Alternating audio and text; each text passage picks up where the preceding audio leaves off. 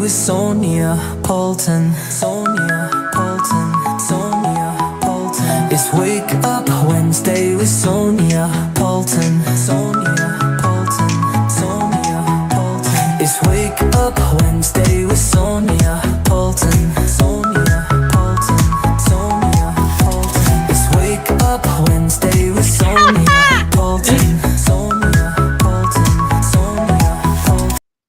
It's Wake Up Wednesday with Sonia Poulton, and guess it is indeed. It is exactly 5 p.m. GMT, and how the devil are you all? I hope you are fine. It is Wednesday, the 19th of February. Here we go, says our soul sound. Bless to be sure. Let's go, Marcus, and let's go, sweetheart. Let us do this. Hello and welcome to Wake Up Later or Wake Up Wednesday, whatever you want to call it, as long as you be sure to call it. How are you? Hello from Ireland, says Cara. Adverts, gah! Adverts. Hiya, Sonia. Hiya. Chat, says Europa the Pirate. Hi, everyone, says Christine and Randy. Yes. Love this intro too, says Heldo. And hello, Teresa. And Gwyneth. And Pink Diamond. And who else am I looking at here? A Fabile and or Phobile. And Colin. And lovely Francis Leader, who will be on with us in a short while. Good morning. Not good morning, Brett. Good evening, Brett. How are you? How are you all? And Rockshot said, I thought I'd miss Lady Sonia. This is a better time for us Americans. Welcome, one and all. Wherever you are watching us from around the world, you know you are welcome, as long as we're all on the same page. And that is, we want to make the world a better place, then you are more than welcome here. Oh, yes, indeed, you are. So I want to look at some headlines, and then I'll welcome in our first guest today, or rather this evening, whatever you want to call it. What do you call it? It's an odd time, isn't it? It's kind of like drive time in broadcasting terms. But wherever you're watching us, be that live on YouTube, on X, or on playback on Rumble and Spotify, you are absolutely welcome, and thank you for being here. We truly, truly appreciate it. Thank you, Lisa. I hope you're all right. I am. Anybody hear about Ronan's Law? It's going to take effect in the UK from spring. This is named after 16-year-old Ronan Kanda, who was murdered close to his home 3 years ago after being stabbed in the back and chest in a case of mistaken identity. And so there's a new law coming in where retailers across England and Wales will be required to report any bulk or suspicious knife purchases to police. The jail term for selling weapons to under 18s will increase from 6 months to 2 years, and a new policing unit backed with 1 million of funding to monitor for weapons being sold illegally on social media will also be created. And I would be surprised if even one person was saved from that ridiculous initiative. It's not the thing that harms people. It's people using the thing that harms people. Really, it's absolutely insane. Knife crime is through the roof in the UK, if you're not familiar. It's one of our big problems. In the year ending March 2024, there were around 50,500 knife-related offences in England and Wales. In the same period, there were 262 homicides involving a knife or sharp instrument. Knife crime has become more widespread across the UK, with higher rates in areas that previously had lower rates. They're saying that the issue is predominantly to do with young males in deprived and metropolitan areas. And did you know that knife crime in England and Wales has increased by 80%? That's right, 80% in the last 10 years. 80%. What the heck is going on? We are not allowed to wear a knife in Denmark. Got you. Totally the person, not the knife. Yes, Chris, ridiculous. That's right, Mr. Mensa. Guns don't kill people. Bullets do. Knives are not weapons. They are weaponized tools. I agree, William. I agree with all of the things that you're all saying right there. It's absolutely ridiculous. They think we're idiots. Why they do this kind of stuff? And can I just say that President Trump is pulling no punches right now. He's making it abundantly clear that the days of funding Ukraine are over. Finito. He's given Zelenskyy a bloody nose, metaphorically speaking, and PM Keir Starmer is to the rescue. But what does all this really mean? I'm not talking about the superficial nonsense that legacy media says this is about. What does it really mean? Well, to find that out, I will be joined later by brilliant geopolitical writer Frances Leader to make sense of it all. She was with us recently talking about the black nobility. And I would say there's more than a touch of black nobility about what is currently going on the world stage. Plus, do any of you remember the monkey selfie dispute? We'll be talking about that shortly. It's a good one. It's an interesting one, but it's also tells us a lot about the madness in our world. And please do, and it's a cautionary tale about being careful about your own creativity. Yes, indeedy. Yes, indeedy. Let's have a look at some headlines, shall we? Some viewers asked me recently what had happened to Luigi Mangione, who's accused of murdering United Healthcare executive Brian Thompson last year. Mangione is due in court this Friday for the state charges. It's a preliminary hearing before a trial. There's not a great deal of information available, but this will be the first time people will see him since December 2024, when he was last in court. Interestingly, his legal team have just launched a website. Such is the interest in their client. I've actually never seen anything like this in years, in decades of reporting on crime. The website even has a Q&A. They say the public interest is so great, it was the right thing to do. Of course, Luigi Mangione is still innocent unless proven guilty, but people can relate to this man and they want to support him. There has already been almost $500,000 for his legal fund. Luigi is apparently overwhelmed with gifts, including books and people reaching out to him. And he has this message on his website. I am overwhelmed by and grateful for everyone who has written me to share their stories and express their support. Powerfully, this support has transcended political, racial, and even class divisions as mail has flooded MDC from across the country and around the globe. While it is impossible for me to reply to most letters, please know that I read every one that I receive. Thank you again to everyone who took the time to write. I look forward to hearing more in the future. And that is signed Luigi Mangione. As I say, in decades of reporting on crime, I've literally never known anything like this. The man is already a hero around the world. John says, everything changes when the culprit is gorgeous, I've noticed. But John, do you not think it's also to do with the fact that he is accused of ending the life of somebody who was involved in private healthcare company? I think there's that issue as well. I could be wrong. It could be because he is attractive. Because Chris Watts, who killed his wife and two daughters, plus the baby that his wife was carrying, also gets stacks of mail. Absolutely loads of mail. I suppose he's an attractive guy for many people. They're all smiling.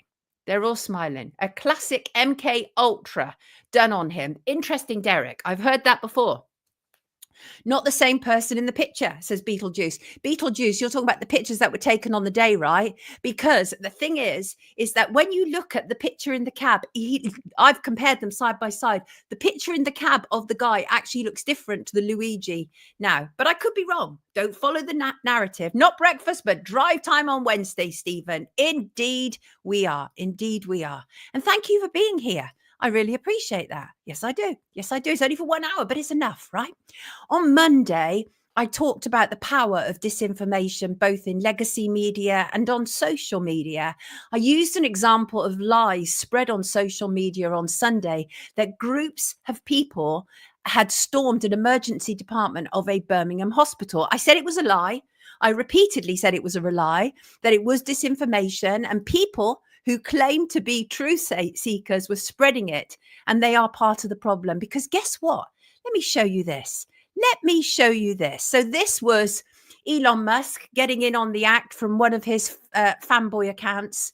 And Elon Musk was, what happened here? And the account is saying, breaking image released of the migrant mob that stormed a Birmingham hospital armed with axes and blades. The story was largely buried on mainstream media. If the far right, in quotes, had done it, this story would be everywhere. The UK is on life support. We need a new government. No, actually, boys, what we actually need is people telling less lies on social media, because this image, you absolute bellends, came from a Batman movie. It came from a Batman movie, The Dark Knight Rises.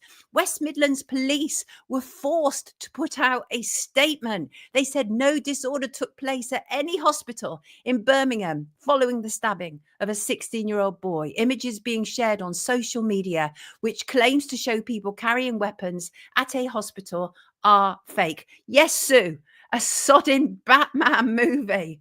I mean, for goodness sake, people, you just can't be doing this.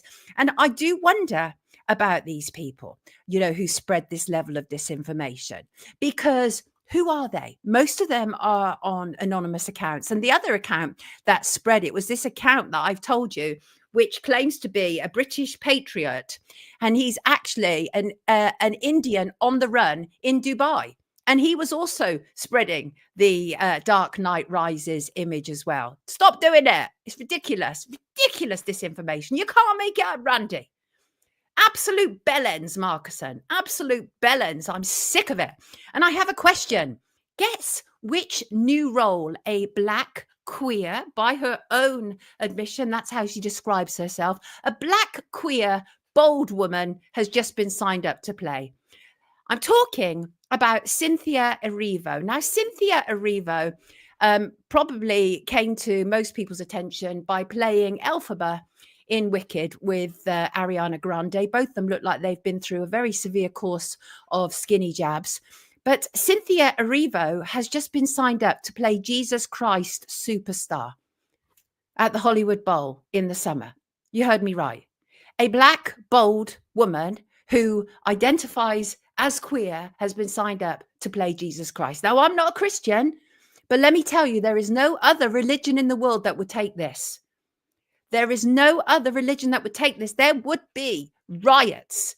This is blasphemy. This is actual blasphemy. This is deliberate provocation to Christians, in the same way as I cannot stand the way that people deliberately disrespect Muslims or Jews. But it seems that only the disrespect of Christianity is acceptable in the Western world. Jasmine, it is blasphemy. There's no two ways around this. I mean, she's literally part of the LGBTQ agenda, not blasphemy, says Beetlejuice. What is it then, Beetlejuice?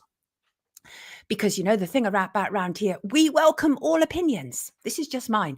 I used to like Cynthia Erivo for one reason only, and not because of the group that she identifies with, but because she's actually a great singer with a great deal of talent. Unfortunately, anyone who heard her give interviews with Ariana Grande, her co-star in Wicked, will also know that she's full of it. Full of it.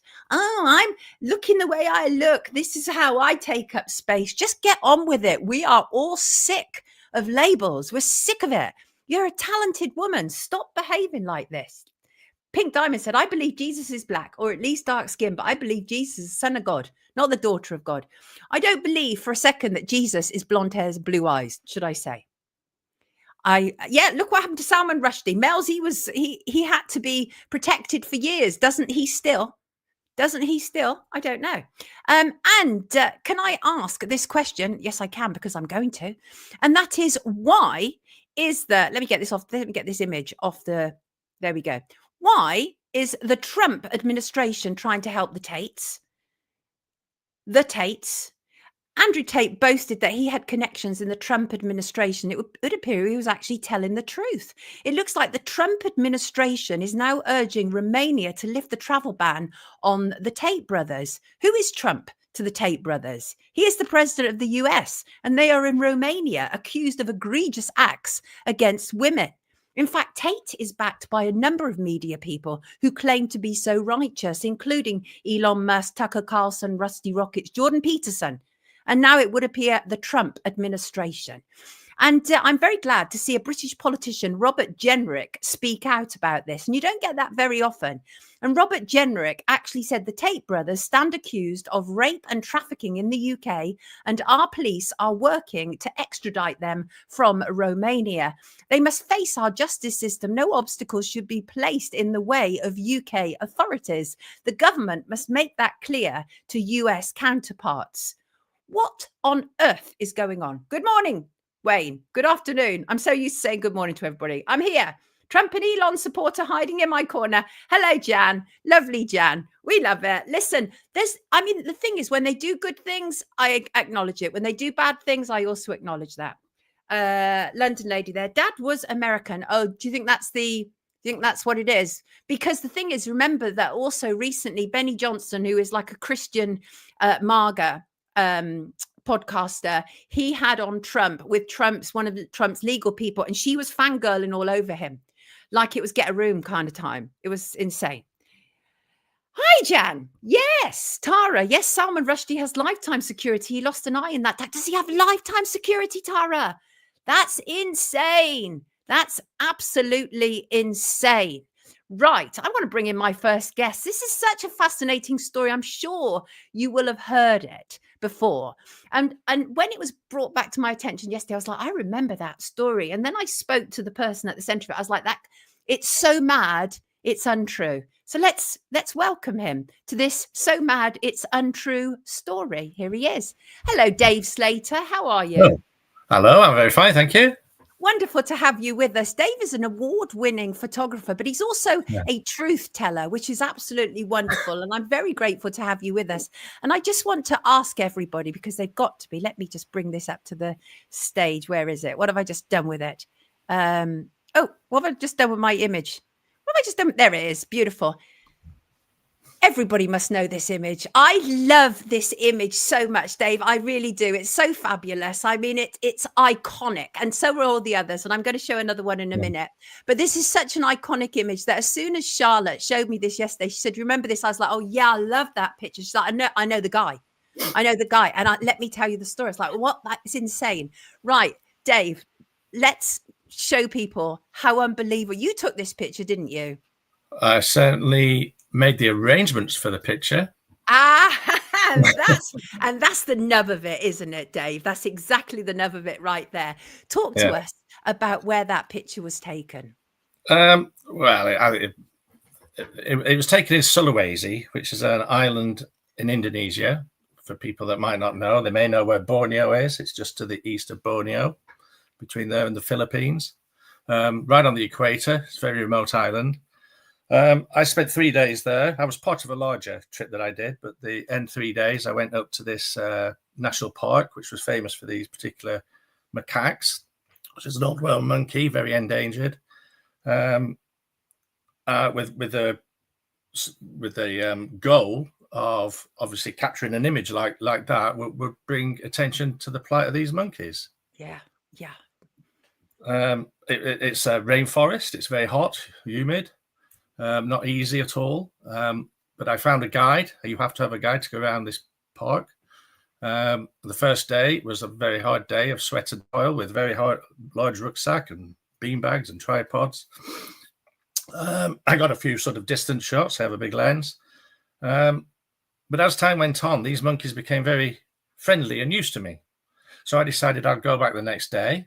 I found out where they slept that night. I went back to that place at dawn.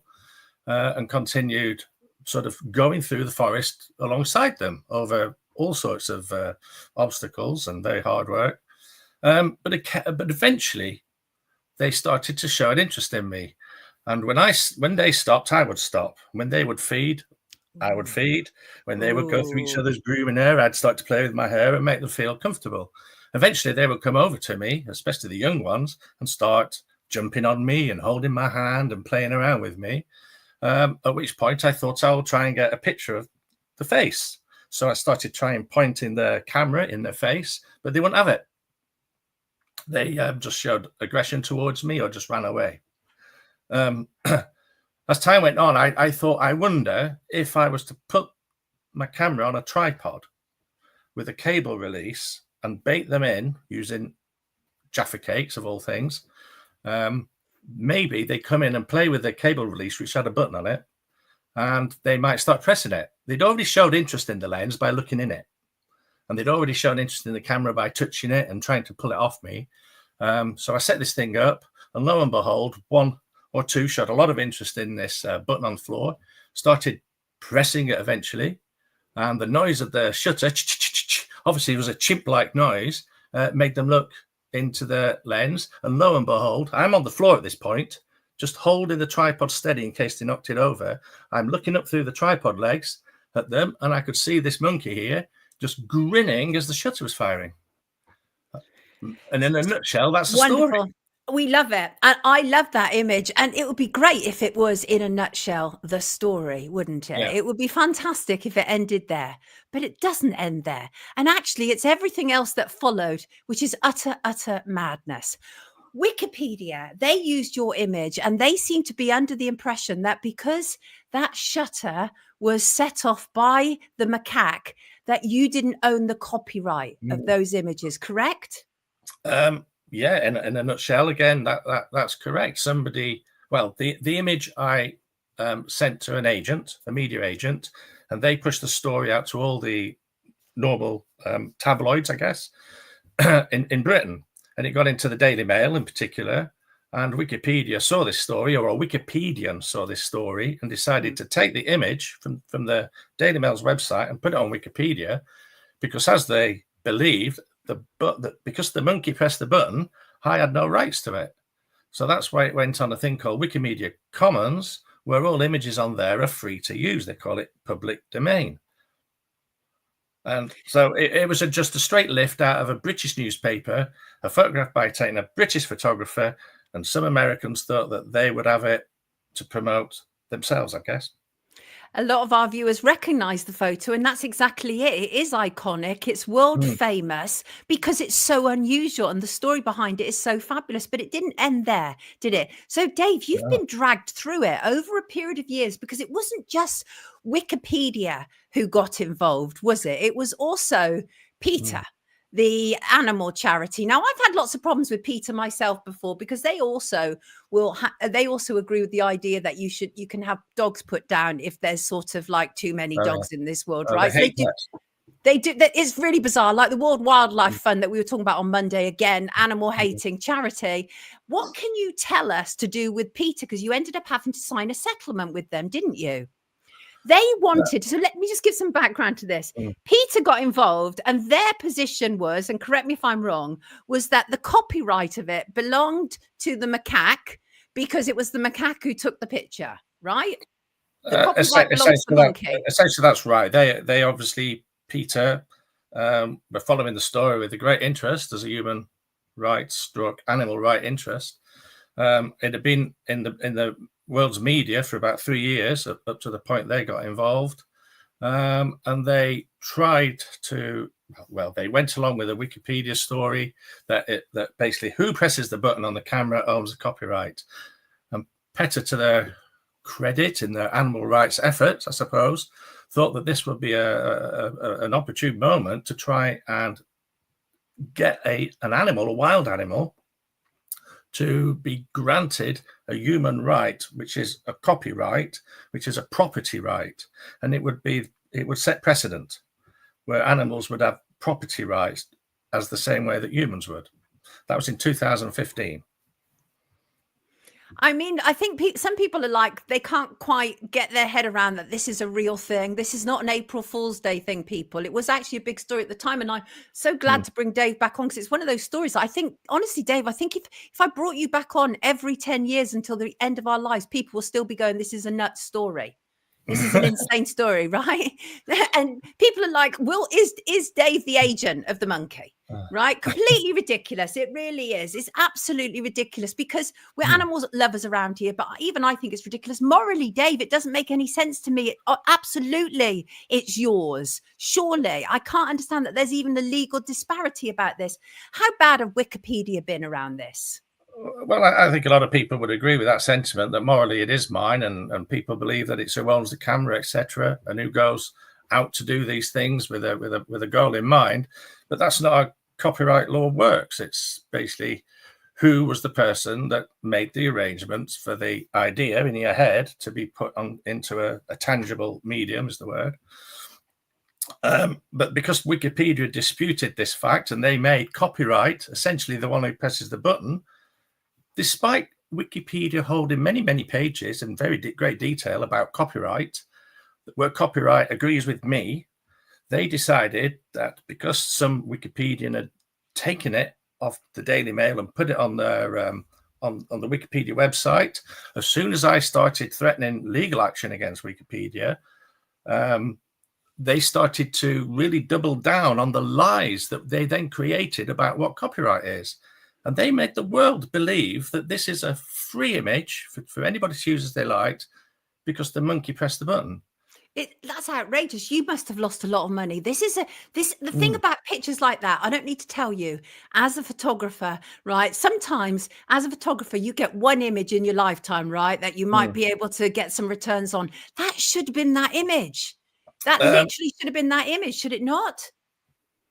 Yeah, I'd had a few viral images to that point, but nothing like this one. And I thought I was very lucky to have this iconic image to my name, and I did earn some money from it in the first sort of few months of when it hit the British press, and it certainly went viral globally, and it certainly paid for my trip within a few months. I was earning several £1,000s from it. But as soon as Wikipedia came onto the scene, they put it up quite quickly, but nobody knew it was there. I discovered it, say, 6 or 8 months later. But as soon as the story that Wikipedia had lifted it got into the press, all interest in sales went. My agent didn't get the same sales as they were doing previously, and it all dried up for me.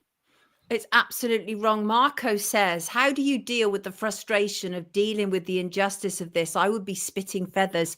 So would I, because this is literally, as far as I'm concerned, this is your intellectual property, right? This is, you took this. I mean, I know there's that who took it. You set it up. It was your equipment. You'd lived amongst them. You befriended them to a certain degree. It was you that these macaques were entrusting themselves with to be around, right? You did all of that. Of course you should own it. It doesn't, I still can't get my head around it. So what's the upshot of this? So this is not your copyright. Well, my position is I've always owned copyright right from day one. In most of the countries in the Western world, at least, it's a default position. And if anybody doesn't agree with that, they challenge you. They take you to court. And in this case, the monkey took me to court, arguing that it had the copyright. So after the Wikipedia argument, 3 years, me trying to find lawyers to take Wikipedia to court and trying to get them to take it off the website, which started to become a very big problem for me. I needed hundreds of thousands of pounds to pay the lawyers that would take Wikipedia on, and even then there was no guarantee of a success. And then the monkey stepped in, and that was another 3-4 years in court, where it was arguing that it wasn't my copyright, it was it, and if it was to win the case, I would owe it all the royalties that I'd made over those several years. Absolutely insane. I think this is such a massive cautionary tale in so many respects. Mr. Mensa said his brother is a patent, copyright, trademark attorney if you need any advice. Is there anything more to be done now, though? Well, eventually the case ran its course and the monkey was declined copyright. Nobody in court declared that I had a copyright per se, but that's not what the argument was. My argument is, and the copyright law will support me in the fact that I by default have copyright. But because of Wikipedia, they will not change their story. That's People terrible. still believe that I don't have copyright, and they're still using it. It's very easy to get from the Wikipedia website and use it on all sorts of for-profit merchandise. And I still get people today sending me images of it appearing on T-shirts in China and advertising boards in Hungary. Dave. You know, I get this all the time. This is thousands and thousands of pounds of my earnings going down the drain thanks to Wikipedia's lies.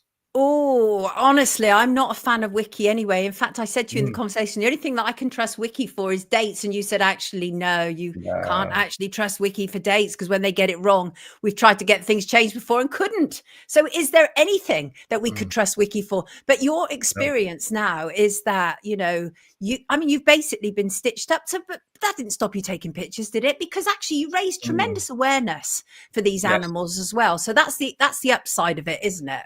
That's the icing on the cake to date, is that some journalists, National Geographic included, have credited me with sort of almost single-handedly raising such an important awareness of these monkeys that I may have contributed to their survival for a few more decades at least. The tourist industry in that area has really picked up. There's more and more people going to try and replicate that picture, which in itself is a problem because the primatologists on site there don't like it. People going up and having close contact with these monkey with infections and just disturbing the science of the whole project there. So there's conflict there as well that I've been personally involved in. And even though that, in my head, that's good enough that I may have contributed to the survival of this very endangered, there's only a few thousand left in the world, species. But I am hoping that there will be a film made of it. I've been approached by documentary filmmakers, feature filmmakers. I've signed contracts, but because of COVID, this was in 2019, this all started. COVID put a stop to it all. All the, the film industry has tanked. So cross fingers, there will be a long feature-length film of this story. Let's cross our fingers for that. Dave, it's lovely to have you with us. What's Ori going on about here? What somebody explain to me what this commenter is going on about. I've no idea. It looks like a troll to me. But Dave, insane story. The level of injustice there is absolutely ridiculous. Obviously, you've signed that agreement, that settlement with PETA, an NDA involved there. It's very, very difficult, isn't it? And Wikipedia getting away with acting as if they can do whatever they want with your copyright. Leave us with a message, Dave. How has this left you? Well, I'm still optimistic that something good will come of it, other than survival of the species. My message will probably be just be very careful with Wikipedia. I think a lot of people have woken up during COVID in that the pharmaceutical industry is in cahoots with mainstream media. I would add to that Wikipedia and all the social media platforms are also very much embedded within the pharmaceutical industry. What I found out through my research is that the partnerships between Wikipedia and Google and pharmaceutical industries are so close-knit that you will never find any health truth on Wikipedia whatsoever. Good. But sadly, many people go to Wikipedia to find out about vaccines and pharmaceuticals, and I'd just say, don't trust it at all. Yeah, and you are a living testament of exactly why they can't be trusted. Thank you so much for joining us today. Fascinating story, and thank you for raising awareness for these animals. Got to give everybody a final look at it. I literally, I see that image where it doesn't matter. I can see that 100 times. Every time I see that image, it makes me happy. So Dave, you've left a great deal of happiness in the world as well. Yes, so for that, yes, Dave, Wiki is heavily monitored, says Drumstick. Absolutely it is. Everybody, this is Dave Slater. Great to have him with us. World award-winning wildlife photographer, if you don't mind. Take good care of yourself, Dave. Lovely to have you with us. No, you're welcome. Thank you very much. Thank you. Great to have him with us. Mad story. How frustrating is that, though? Absolute insanity. Nice teeth. Oh, that's a good question, Joseph. Would this be done to David Attenborough or his team if they had captured picture in this way? See, the thing is, Dave actually comes from the kind of truth sphere. Mel says, thank you, Dave. I love all animals too. I'm going to be welcoming in our wonderful Francis leader in a moment, but I just want to play a 1-minute vent. Now, I think this is a better name for it. Thank you, Laura. Laura said, just a super quick vent about our skies.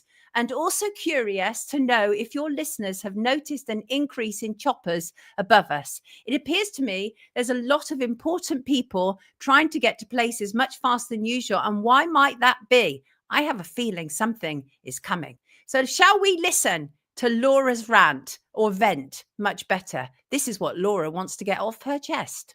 About the skies and what the hell is going on with them. So obviously you cover a lot of the stuff about the geoengineering and chemtrails and stuff like that. But the clouds in the sky are just getting absolutely depressing. I understand they're trying to block us from ascending with the solar flares and all the natural phenomena that's happening with auroras and things. So they can't actually stop us from ascending because we're going to do it anyway, but it's absolutely disgusting that they're trying to control us in this way. The second thing I've noticed in the sky is that since Donald Trump became president of the United States, there has been helicopters in my sky. I live in central Scotland near Stirling. There has been helicopters, Chinooks, all sorts of stuff like that in the skies every single day. And just curious if any of your other listeners have noticed that, especially in the central region of Scotland. Thanks, Sonia. Love you so much. Bye.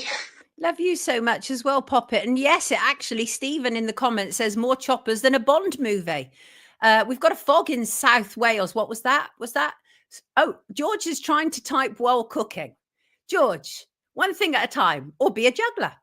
Military choppers transporting military vehicles by sling around here lately, says Shug. Interesting. What else have we got there, people? Chemtrails everywhere. The Scottish flag in the sky. That's how it came to be. It was almost clear sky in South Bucks today. Before I came on, I saw an email from one of our viewers and a pile of pictures, which I will use on Friday. We need to keep a look at it. Aren't there loads of Scottish Islands secret to us plebs? Yes, good ship lollipop. I believe there is. Right. Should we bring in the very wonderful Frances Leader? She's so fabulous. I love her to bits. Frances Leader, everybody. How are you, Frances?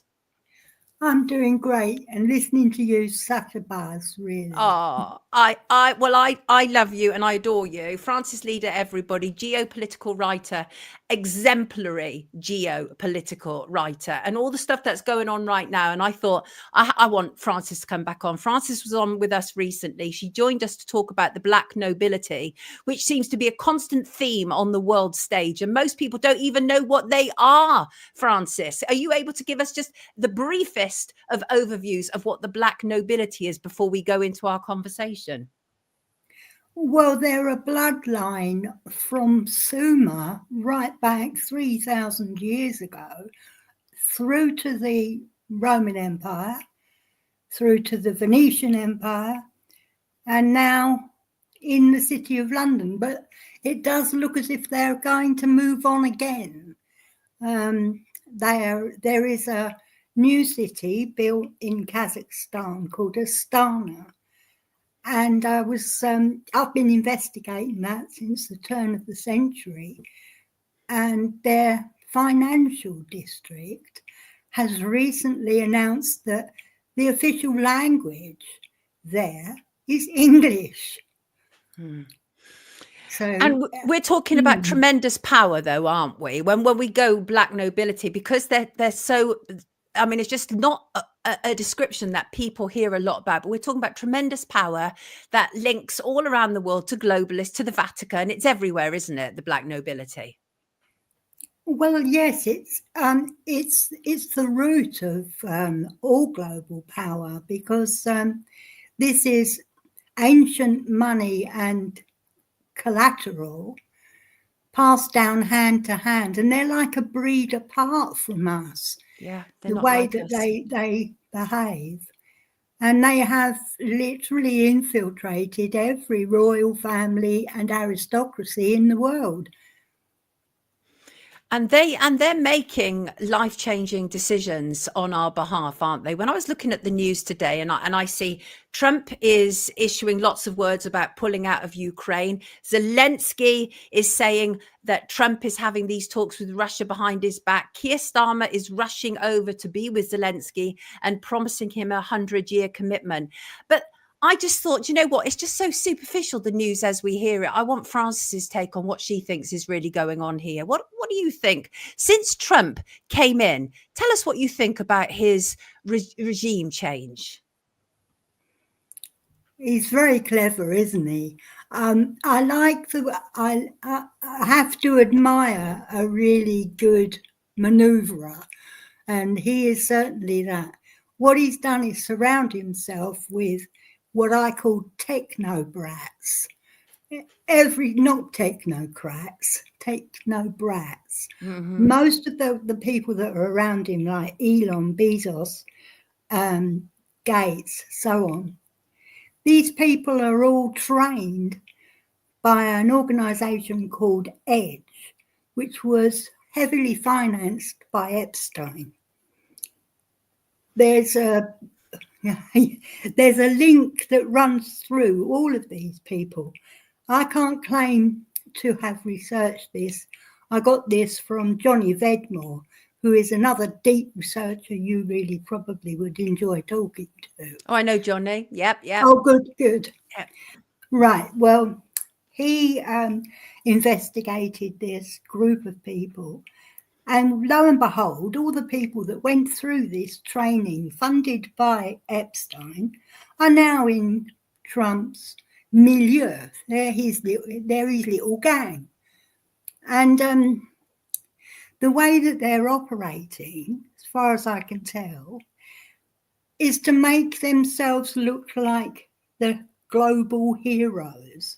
Right. But there's always an undercurrent. There's always some other thing that they're not talking about that they're pulling off at the same time. And I suspect this Project Stargate very much.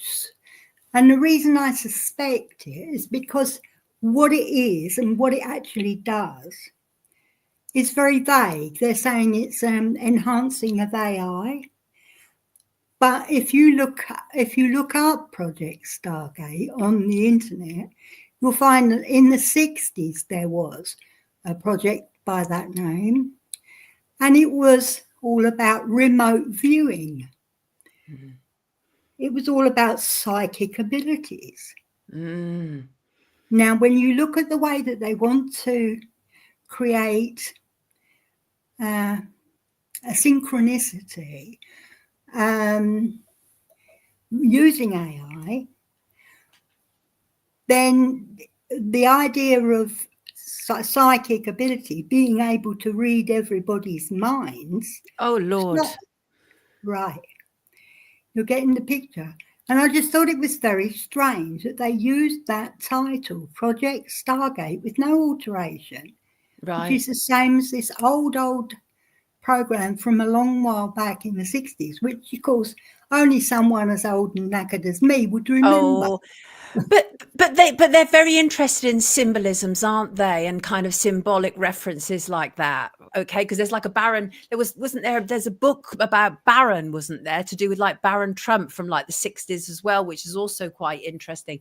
But so you think that Trump is clever? You think that he's gathered around him, obviously, a certain type of person, a lot of techno brats, as you call them. They were front and center at his inauguration, no doubt about it. And obviously, Elon Musk is his right-hand man. Many people think that Elon Musk is actually the president. But do you think, so, I mean, they do. So in terms of the Ukraine, because Trump is like, this should have finished already, and Ukraine shouldn't have gone into Russia. And he's saying all this stuff and people are going absolutely insane and saying that he's a Russian puppet. How do you respond to that? No, he's not a Russian puppet. He's a black nobility puppet, but he's a very good one. This guy's been trained since birth. He's Jesuit educated, mafia connected, and a deeply committed Zionist. He has all the hallmarks of a black nobility trainee from birth. That's my opinion. And when he says it's the end of Ukraine, the war, he means it, doesn't he? It will stop, won't it? Well, he will. Yes, I think it probably will, in spite of Keir Starmer. Oh, I accidentally, I must tell you, this is so silly. Go on. I accidentally said Keir Starmer all wrong this morning when I was talking to my son. And I said, steer karma. Ooh. And I was, it's stuck now. It's stuck in my head now. Something that you feel you're going to keep saying repeatedly. Yeah. So, but Keir Starmer has obviously promised much more money to come, 100-year commitment. How do you read that, Francis? Oh, that is pure straight from the Privy Council. Don't forget, he is a knight. He's also a member of the Privy Council. His main allegiance is to King Charles. He's doing as he's told. And do you think it is Charles' bidding that we should make sure to forge this long-term commitment with Ukraine? And why would that be? Well, I think there's two possible reasons. Historically, there is no love lost between the UK and Russia. Correct. In fact, the Russians are baffled for the most part why we would have this country would have such a animosity towards them. But historically, the land that stretches from Kiev all the way to Kazakhstan, Astana, the city I was talking about, that entire stretch of land used to be a place called Khazaria up until the 10th century. And it was the Rus, the ancestors of the Russians, who fought hard and threw them out of their land. So that animosity, ancient animosity going back to the 10th century, festers away in the background. But more modern interpretation could be that it's all about resources. Right, because, mineral rich, right? Well, absolutely. Because all around Crimea, which the Russians re-annexed because of the vote of the Crimean people, but all around that part of the sea there is full of gas. There's a big gas field there that's not been exploited yet. So ownership of that is critical. So that's why they resent passing Crimea, allowing Crimea to remain part of the Russian country. And also, beyond that, there are other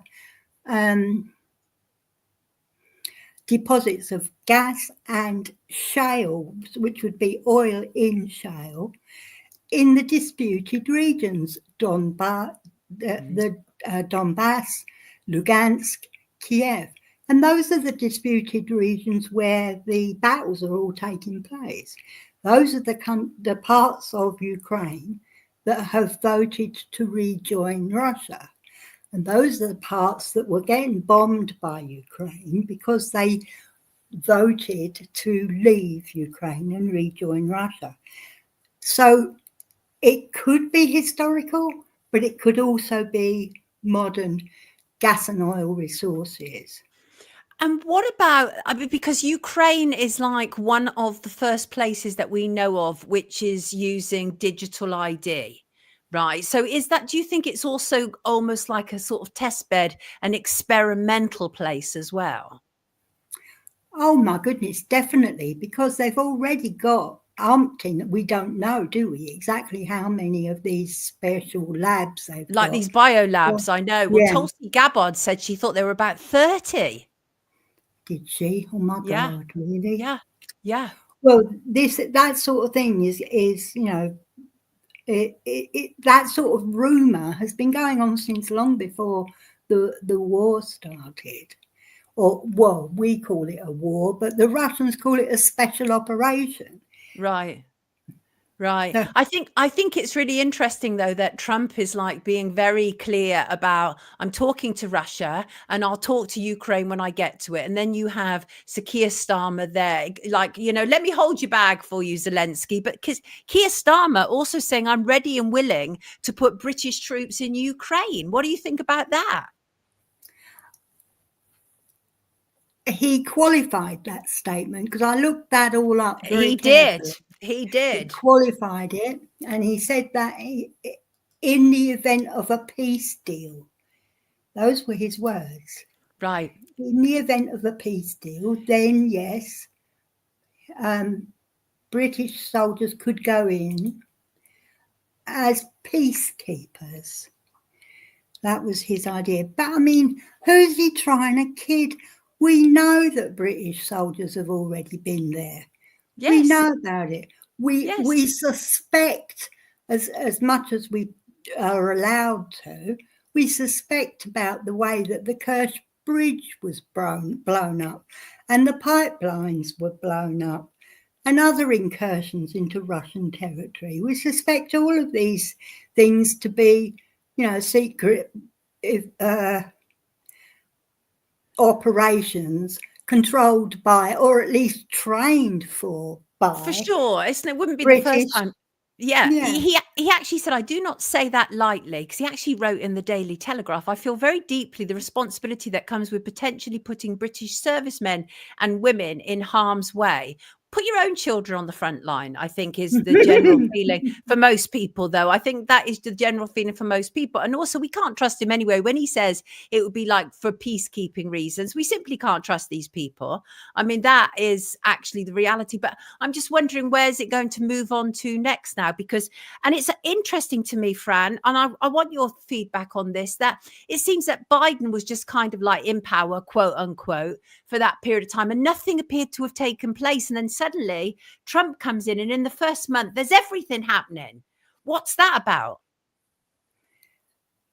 I think that Trump needed a holiday after his first try in the White House, wanted to go back to Mar-a-Lago and play a bit of golf, needed a break. So they set it up so that Biden was in power, even though Biden was completely off his head. And then when Trump was ready with his plans back, he comes in. I don't believe that I mean, it was so obvious, wasn't it, that he was going to become the president. But the thing you were talking about just now about British soldiers going into Ukraine, I'm a bit confused by that, because we haven't got that many anymore. We've got depletion. We actually have a depletion. Yeah. And the nature of the weaponry of 2025 is more about missiles and remote controlled drones and electromagnetics than human physical combat. So I'm like, this is all so much lip flapping as far as I can tell. It's all, aren't we Ukraine's greatest pal? And it doesn't really ring true, because what we're actually doing is providing them with material for them to carry on the war till the last Ukrainian dies, as far as I can see. Right. I don't know anybody who supports it. I literally don't know any Brit who wants us to continue financing this. I mean, I literally don't. Please show me. Our military, what's this? Oh, what British Army says, Mel's exactly. That's the point. It's a depletion. So it's all, it doesn't, look, Fran, you've been doing this an awful long time, right? You've been an activist and a writer for a very long time. We've talked about this before. I met you before in Manchester when you were fracking. You've been out there. Does it just seem like the same stuff on repeat, or are they upping the ante now like they haven't before? Everything feels very rapid towards the New World Order. I think we've already got the New World Order. Right. And they're just kind of making us think that they're progressing towards it. They're already there. Anybody that puts up any sort of fighting arguments suddenly dies of a heart attack. It's like, I mean, it's a bit of a soap opera, the whole thing, or even a reality TV show. The whole world is a stage. Yeah, it's what it feels like to me. It doesn't feel real. It all feels phony. And I mean, I read a YouGov survey in the Daily Mail which said that nearly 60% of Britons support deploying UK troops to Ukraine in the event. Don't believe that. No. I don't believe that. I absolutely don't believe that. There's no way. There's no way. I've seen like people really opposing it and angry. Marco says, you're right, Francis. They're just executing the plan. They're already in place, and they are already in place. And I think it would probably be naivety, wouldn't it, to believe that they haven't been for a while, really. But you're in no doubt whatsoever that Trump was a foregone conclusion that he was going to be in the White House and implementing all these changes. Oh, definitely. That was definite. I mean, they made it quite clear with the Biden election that was a bit phony. I just stood to, I don't know why anybody votes at all anymore. If we were all to stay at home and not vote, I bet they'd still say that some candidate or another has won. Yeah, they would. Yeah, it's phony, isn't it? Abster says it. Yeah, phony. YouGov, isn't that part owned by the ex minister? What's his name? He founded it, didn't he? The guy who was using taxpayer money to heat his horse stables. And he was pushing the jabs. Yeah, I agree with Essie. Absolutely no chance it's 60%. Absolutely none whatsoever. Francis, it's always lovely to catch up with you. It really is. What do you think we should be watching out for at the moment? Well, the main thing that concerns me at the moment is the increase in electromagnetic radiation from telecommunications. It's getting really, really dense, and it's making people ill. And they're going to say that we've got another pandemic or some other virus going round, and I don't believe any of that. I believe that what's happened is there's been such an increase of radiation that we're all getting every kind of symptom, ranging from normal basic flu right up to myocarditis and heart attack and death. There's a huge range of illnesses caused by electromagnetic radiation. Yeah, I've been writing about. You have been writing about, so I beg your pardon, sorry, my darling. You have been writing about it. You've been writing about, obviously, the circadian rhythms, right? That's one of the things. And like you say, the importance of light and electromagnetics to health in particular. I don't believe that we've even got on top of EMF and electrosmog. Not for 1 second do I believe that. And I think that people like you, unfortunately, are still shouting into the void and still being demonized on this issue. I wonder when it will all break through, Fran, like it always does with all of this stuff that starts off as a conspiracy theory. I mean, surely you've seen that change, haven't you? The way that it's taken less of a period of time before people wake up to what they once dismissed as just a conspiracy theory. Well, on Substack, where I do my writing, there are now 5 or 6 other writers writing about the same electromagnetic concerns. And some of them are very, very well informed. And for that, I'm really grateful. And there was a point where I was the only person on Substack doing that. So now it's progress. There are writers, exactly. but Substack writers are being shadow banned on every other social media, especially me. I'm completely, person how many social medias have you been kicked off of? Oh, well, all of them. Yeah, they don't like me. They don't like me talking about the black nobility, and they don't like me talking about 5G and electromagnetic radiation in general. These are the total taboo topics. Yeah. And of course, me being the belligerent old moo that I am, I stick with the ones that I get the most criticism for. Good. If someone criticizes me and says, no, that's not right, I double down. I mean, you should see the size of my archives. I've got fabulous, massive archives of proof for everything I'm saying. It's not as if I'm talking from a hole in my head here. No. There are studies and proofs from all over the world about the problems with electromagnetic radiation, and especially from Russia, which is another reason why the Russians are disliked. Yeah, exactly. We love you, Fran, and a lot of appreciation here for you. Yes, salt of the earth, this lady is salt of the earth. We love her. Thank you so much for being with us, everybody. This is the marvellous geopolitical writer, Frances Leader. We love her very much. Have a lovely Thursday, Fran. Lovely to have you with us, darling. Oh, it's been a pleasure as always. Take care. Always. You take care. I love that woman. I love that woman because she puts her money where her mouth is. That's what she does. She's always done that. People, we've only got 2 minutes left of our show. Yes, we have. I'm going to just go over a little bit of news that I didn't have time to cover before. I wonder, what have I got here? BBC is literally dying. I've said this many times. There is quite a serious decrease now in people buying the license, but there's more than that. There's more than that.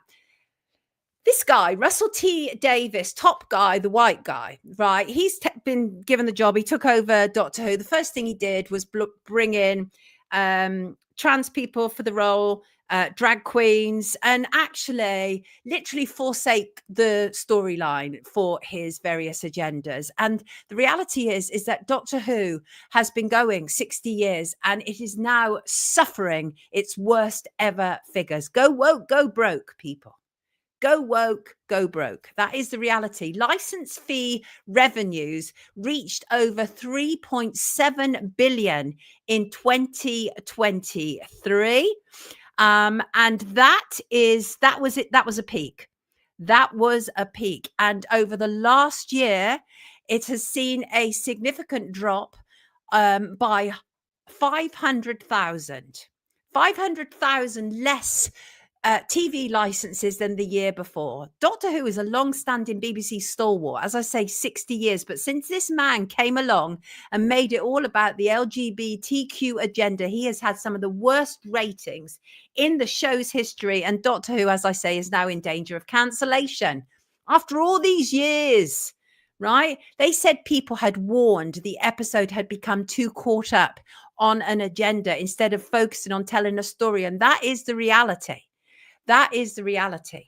The Doctor Who's down, BBC's down, TV licenses down.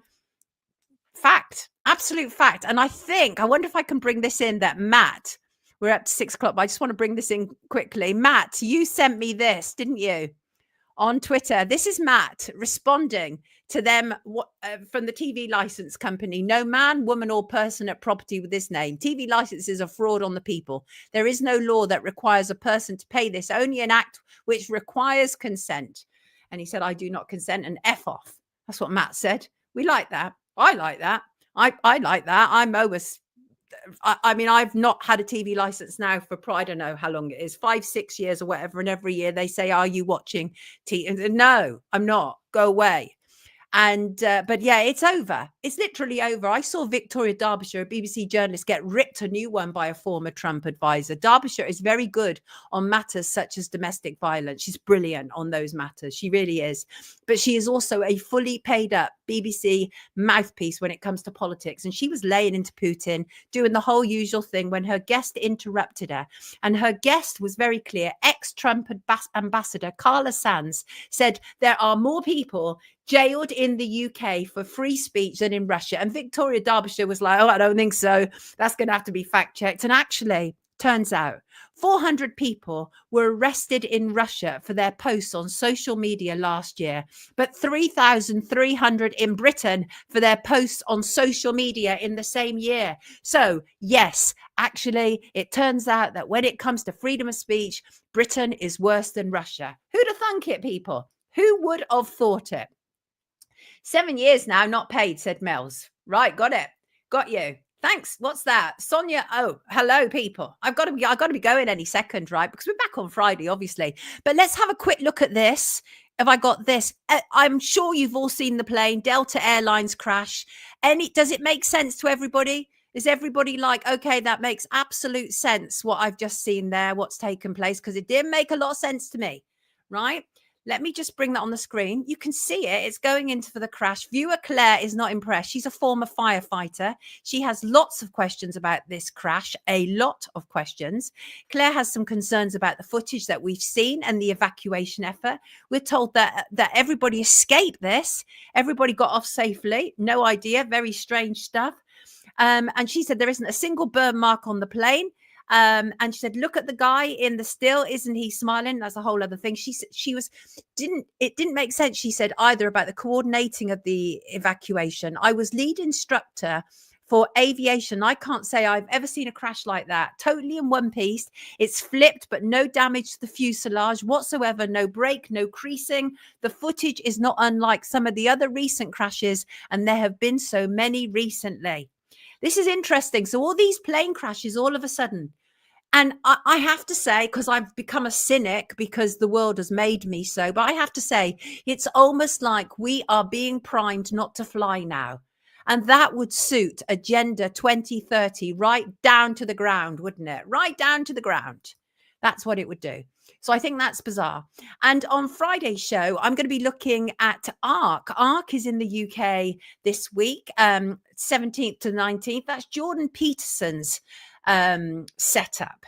And it was completely sold out. And I'm going to be joined by Dr. Ursula Edgington to talk about ARC. I've made a video about ARC this time last year about how it really is a kind of like alternative media WEF. and flights are bargain prices. Blessings, absolutely. So we're going to be looking in more detail at ARC's events this week on Friday. And I think that's about it, people. I think that brings us to the end of our show on this Wednesday evening, because it just flies past, doesn't it? Flies past. Yes, it does. It really does. And it's 4 minutes past 6. And I just want to say, see you Friday, 9 a.m. GMT. Have a fantastic Thursday. Watch out for the propaganda and lies. And I just want to end on this. And that is, be strong, because you never know who you are inspiring. See you Friday, lovely people. Thank you so much for being here for this very brief hour. It always feels a bit weird, doesn't it, to only be here for an hour? Thank you to our mods as ever. And as I say, have a beautiful Thursday. And I will see you Friday morning. Take good care of yourself, people. Love you.